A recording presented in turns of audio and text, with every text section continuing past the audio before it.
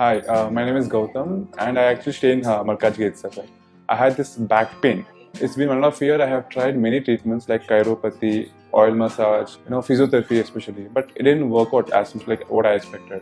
I strongly suggest homeopathy. You people can carry on with the homeopathy. Area Malkajgiri, and doctor name is like Nagesharov, and the clinic name is Neocare Homeopathy. మాతృదేవో భవ YouTube channel ప్రేక్షకులకి నమస్కారం. ఇప్పుడు మనము సింహరాశి వారికి మే నెల 2024 సంవత్సరంలో గ్రహగతులు ఏ విధంగా ఉన్నాయి వాటిని తెలుసుకునేటువంటి ప్రయత్నం చేద్దాము. ఈ సింహరాశి వారికి గురువు దశమంలో సంచారం చేస్తూ ఉన్నారండి. దశమంలో గురు సంచారం జరుగుతున్నది. సంవత్సరం పాటు అక్కడే ఉంటారు ఆయన. అంటే మనం చెప్పుకునేవి నెలవారీ ఫలితాలే కానీ సంవత్సరం పాటు ఆయన అక్కడే ఉంటారు. ఎందుకంటే 2వ తారీఖు నుంచే ప్రారంభం అవుతుంది కాబట్టి మరలా వచ్చే సంవత్సరం మే నెల 2వ తారీఖు వరకు సుమారుగా అప్రాక్సిమేట్గా అక్కడే ఉంటారు. అందుచేత ఆ గురువు దశమంలో సంచారం చేస్తూ ఉన్నారు. ఇకపోతే ద్వితీయ స్థానంలో కేతు సంచారం జరుగుతోందండి. అలాగే 7వ స్థానంలో శని సంచారము, అష్టమంలో రాహు సంచారము, అష్టమంలోనే మళ్ళీ కుజ సంచారం పూర్తిగా నెల రోజుల పాటు ఉంటుంది. తదుపరి రవి యొక్క సంచారం కనుక మనం తీసుకున్నట్టయితే 9వ స్థానం 9వ స్థానము 10వ స్థానాల్లో రవి యొక్క సంచారం 15 రోజులు అటు 15 రోజులు ఇక్కడ జరుగుతూ ఉన్నది. ఇకపోతే బుధుడిని కనుక మనం తీసుకున్నట్టయితే అష్టమంలో ఒక 10 రోజులు, తదుపరి 20 రోజుల పాటు దశమంలో ఆయన యొక్క సంచారం జరుగుతున్నది. ఇక శుక్రుడి యొక్క సంచారం తీసుకున్నట్టయితే మనకి దశమంలో ఒక 20 రోజులు 10 రోజుల పాటు ఏకాదశ స్థానంలో ఆయన యొక్క సంచారం జరుగుతూ ఉన్నదండి. 9వ స్థానంలో ఒక 20 రోజుల పాటు, తదుపరి దశమ స్థానంలో ఒక 10 రోజుల పాటు ఈ శుక్రుని యొక్క సంచారం జరుగుతోంది. తద్వారా వీరికి జరిగేటువంటి ఫలితాలు ఏ విధంగా వారాయా స్థానాల్లో సంచరించడం ద్వారా ఏ విధమైన ఫలితాలు కలుగుతాయని మనం చెప్పుకోవాల్సి వస్తే, గురువు దశమంలో కనుక మనం సంచారం మూలాన శ్రమ ఎక్కువ, శ్రమకు తగినటువంటి ఫలితము కనిపించజాలదు. మీరు ఎంత కష్టపడి చేద్దామన్నా, ఎంత తెలివితేటలు ఉపయోగిద్దామన్నా మన తెలివితేటలు కొంతవరకే. భగవంతుడి యొక్క నిర్ణయం ముందు మన తెలివితేటలు కొంచెం తక్కువే. మన తెలివితేటలకు భగవంతుడి యొక్క సహకారం లభిస్తేనే మనం చాలా ముందుకు వెళ్ళేటువంటి అవకాశం ఉంటుంది. అందుచేత ఇక్కడ దశమంలో గురు సంచారం వల్ల శ్రమ చాలా ఎక్కువ ఉంటుంది. శ్రమకు తగినటువంటి ఫలితం కూడా ఉండదు. ఇక ద్వితీయ స్థానంలో కేతు ఒక సంచారం జరుగుతోందండి. ఆ కేతు సంచారం వల్ల మనకి ఇక్కడ ఏం జరుగుతుంది అంటే కలహము. అంటే ఎవరితో మాట్లాడినా కూడా మనం రామ అంటే కూడా ఏదో పొరపాటు తప్పుడు అర్థాలు తీసి ఆ విధమైన గొడవలకి కారణం అవుతూ ఉంటుంది. అందులో మీ ప్రమేయం ఉండకపోవచ్చు, మన తప్పు ఉండకపోవచ్చు గాక.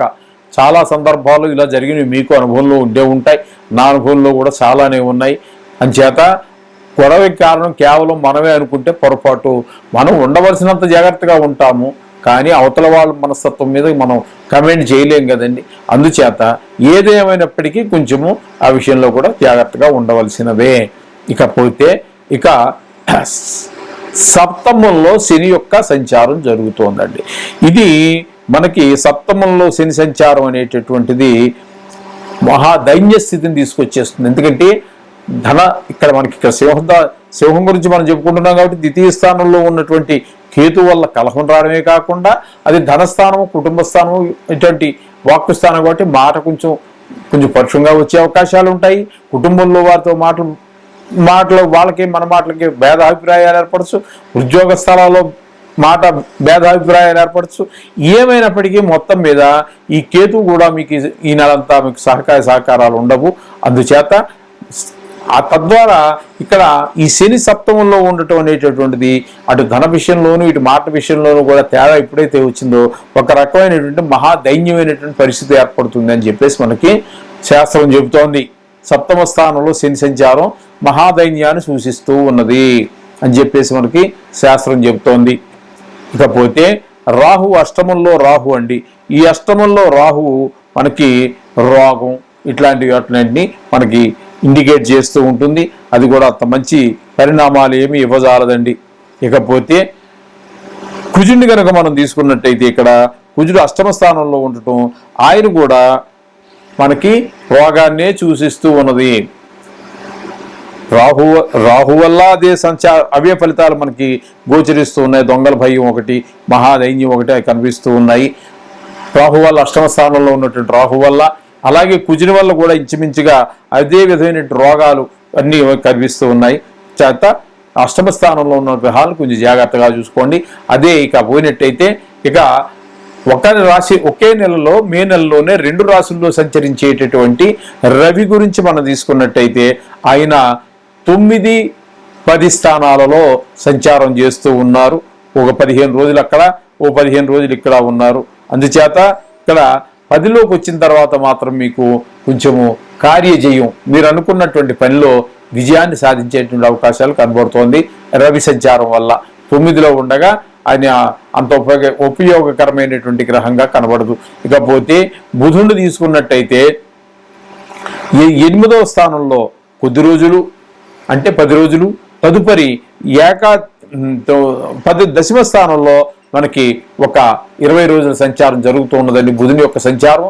తద్వారా మనకి ఆ స్థానాల్లో ఉండటం వల్ల ఏంటంటే 8వ స్థానంలో ఉన్నప్పుడు ద్రవ్య నష్టం, అదే ధనాన్ని నష్టం జరుగుతూ ఉంటుంది.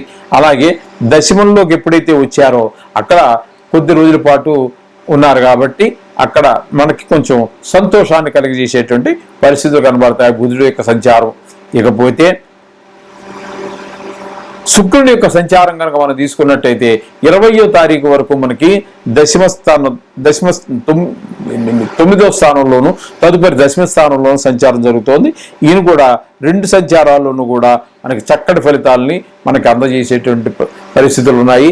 తద్వారా మీరు ఇందులో ఈ రాశి వారికి ముఖ్యంగా మనం చెప్పుకోవాల్సిందంటే గ్రహాలు ఎక్కువగా మనకి గురు సంచారం బాగాలేదండి, కేతు సంచారం బాగలేదు, శని సంచారం బాగలేదు, రాహు సంచారం బాగలేదు, కుజ సంచారం బాగలేదు. అంచేత ఖచ్చితంగా 5 గ్రహాలు పూర్తిగా అనుకూలమైన లేవు.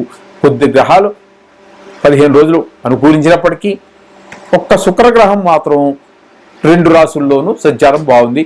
ఇక రవి బుధులు అంటారా 15 రోజులు అటు 15 రోజులు ఇటు ఉన్నాయి. అందుచేత మొత్తం మీద ఈ సింహరాశి వారికి ఈ నెల రోజులు కొంచెము గడ్డు పరిస్థితిగానే ఉంటుంది. డబ్బుల విషయంలో కానీ, మాట విషయంలోనే కాదు, మిగతా అన్ని విషయాల్లో కూడా తగిన జాగ్రత్తలు తీసుకోండి. వీలుంటే రోజు నవగ్రహాలు చుట్టండి. నవగ్రహ మంత్రాలు రోజు చెప్పుకుంటారు, లేదంటే ఆఫీస్ అయిపోయాక ఇంటికి వచ్చాకో లేకపోతే వెళ్లే ముందు ఒకసారి అలా వెళ్ళి ఆ నవగ్రహాలను ప్రార్థించి మీ బాధ అంతా చెప్పుకొని మీరు చక్కగా మీ కార్యక్రమాలు మొదలండి. దీని గురించి భయపడాల్సిన పని ఏమీ లేదు, ఇవి మామూలుగా జరుగుతూ ఉండేటటువంటివే. అందుచేత నవగ్రహాలను ప్రార్థించుకుంటూ ఉండండి, గుళ్ళోకి వెళ్ళి దర్శనం చేసుకోండి. శుభం భూయాత్.